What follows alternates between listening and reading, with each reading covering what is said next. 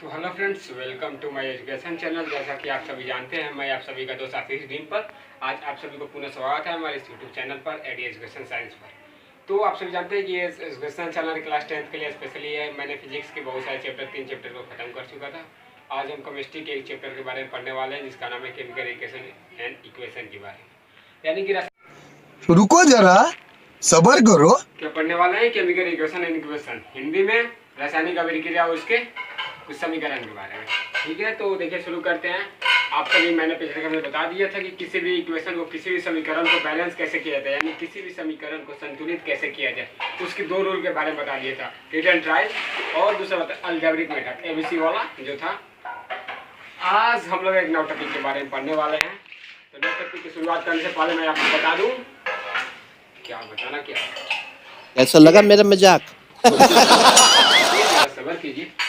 शुरू करते हैं अपना एक topic, combination reaction and decomposition reaction. इसका वीडियो मैंने डाल चुका हूँ यूट्यूब पर, अपने चैनल पर। आज मैं खुद पढ़ाने वाला हूँ कॉम्बिनेशन एंड डिकम्पोजिशन के बारे में। तो देखिए, कॉम्बिनेशन क्या होता है? सिंपली कॉम्बिनेशन मतलब क्या होता है? कंबाइन। कंबाइन कहने का मतलब क्या? कोई भी चीज़ कंबाइन हो। कहने का मतलब कॉम्बिनेशन रिएक्शन का डिफिनेशन होता है two or more reactant combine to form a new product, यानी two or more reactant combine to form a new product. यहाँ पे रिएक्टेंट कुछ भी हो सकता है, एटम, मॉलिक्यूल्स, अणु और परमाणु कुछ भी हो सकते हैं। देखिए जैसे CaO प्लस H2O क्या है? ये कंपाउंड मॉलिक्यूल हो गया, CaO कंपाउंड हो गया, H2O क्या हो गया? कंपाउंड हो गया। मिलके क्या बना? एक बड़ा सा कंपाउंड बना दिया। यानी कि दो कंपाउंड मिलके एक बड़े से कंपाउंड की फॉर्मेशन करते हैं, वही होता है हमारा क्या? Combination reaction.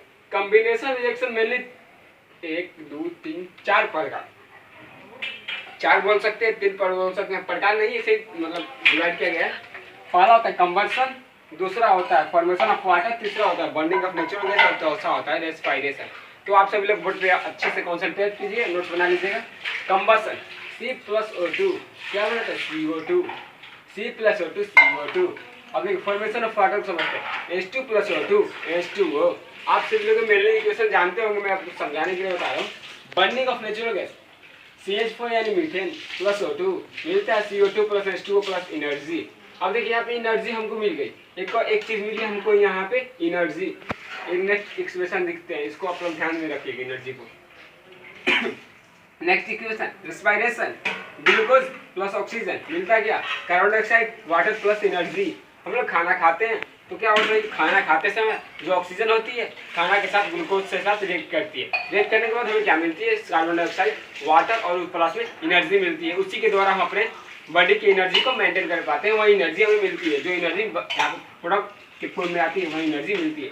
अब देखिए एक और रिएक्शन होता है इसमें, कॉम्बिनेशन रिएक्शन में एक और रिएक्शन होता है जिसका नाम होता है एक्सोथर्मिक रिएक्शन। एक्सोथर्मिक रिएक्शन कहने का मतलब EAP कहने का मतलब एनर्जी एज प्रोडक्ट। क्या होता है? एनर्जी एज प्रोडक्ट कहने का मतलब एक्सोथर्मिक में एनर्जी जो होता है प्रोडक्ट के रूप में आती है। जैसे कि आप लोग यहाँ पे देखिए, एनर्जी क्या है? प्रोडक्ट के रूप में है। रिएक्टेंट हमारा ये हो गया, ये हमारा प्रोडक्ट हो गया। यहाँ पे भी एनर्जी प्रोडक्ट के रूप में आई, यानी कि ये क्या होगा हमारा?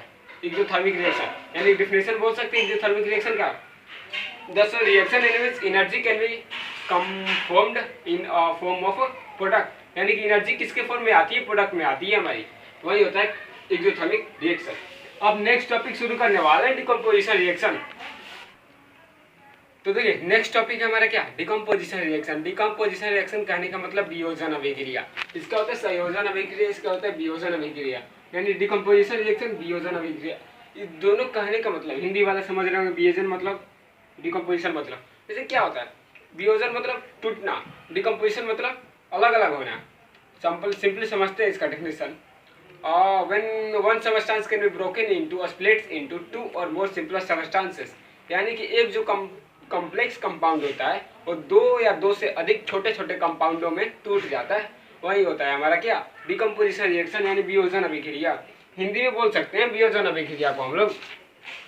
जब एक पदार्थ टूटकर एक या दो से अधिक पदार्थों का निर्माण करे, जब एक पदार्थ यानी कि एक कॉम्प्लेक्स पदार्थ टूटकर दो या दो से अधिक पदार्थों का निर्माण करे, उसे कहते हैं हम लोग वियोजन अभिक्रिया, यानी कि डिकम्पोजिशन रिएक्शन।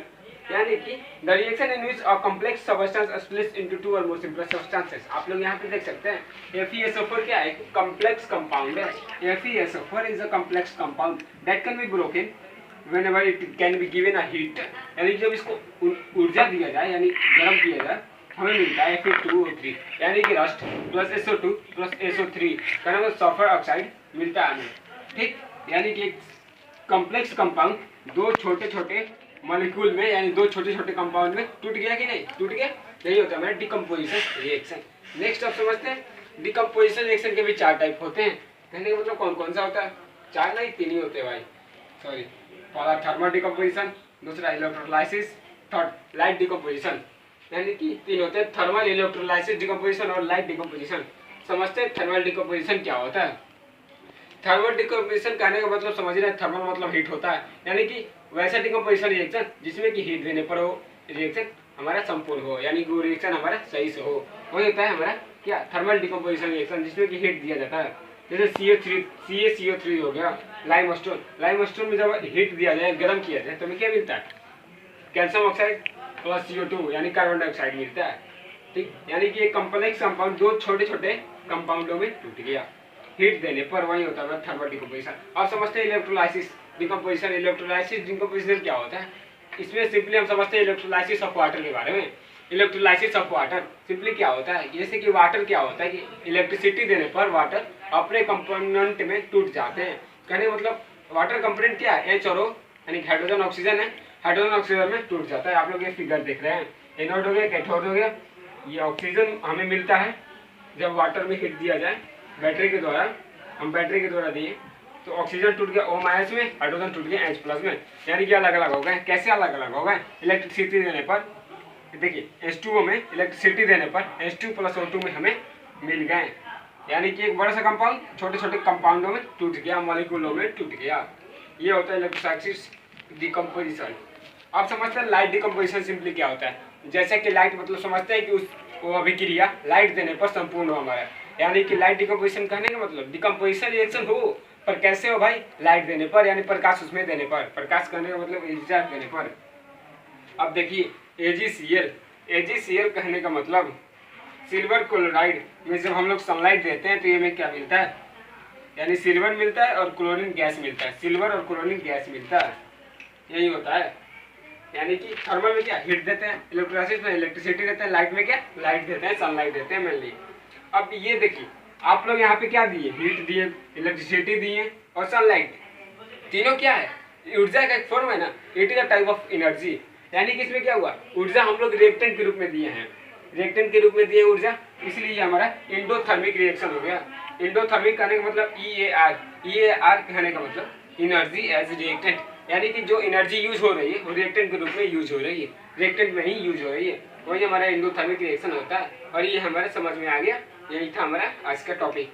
आपने यहाँ पे एक और चीज क्या देखा? आपने यहाँ पे सभी इक्वेशन को मिला लीजिए आप लोग, सभी इक्वेशन यहाँ पे बैलेंस है, जैसे कि बैलेंस इक्वेशन बताया था, सभी इक्वेशन बैलेंस है। यहाँ पे भी देख लीजिए बैलेंस है, ये भी बैलेंस है, ये भी बैलेंस है, और एक साथ सभी का स्टेट मैंने लिखा हुआ है। यानी कि आप सभी लोग कोई भी इक्वेशन लिखिए, उसके साथ साथ उस इक्वेशन को बैलेंस करना सीखिए और साथ साथ में ही उस इक्वेशन का स्टेट लिखना सीखिए। जैसे ये लिक्विड, सॉरी, और देखिए ये सॉलिड है, ये गैस है, CO2 गैस मिल गया। यानी कि स्टेट और बैलेंस करना आप सभी लोग अच्छे से लिखा सीख लीजिए। एग्जाम बोर्ड में यही देखता है कि मतलब स्टेट लिखे हैं कि नहीं और उस इक्वेशन को बैलेंस किया है कि नहीं। कोई भी इक्वेशन हो एग्जाम्पल में भी दीजिए तो इक्वेशन को बैलेंस कर दीजिए और स्टेट लिख दीजिए। आज का टॉपिक इतना ही था, और अगले क्लास में डिस्प्लेसमेंट रिएक्शन और डबल डिस्प्लेसमेंट रिएक्शन के बारे में पढ़ेंगे। So done.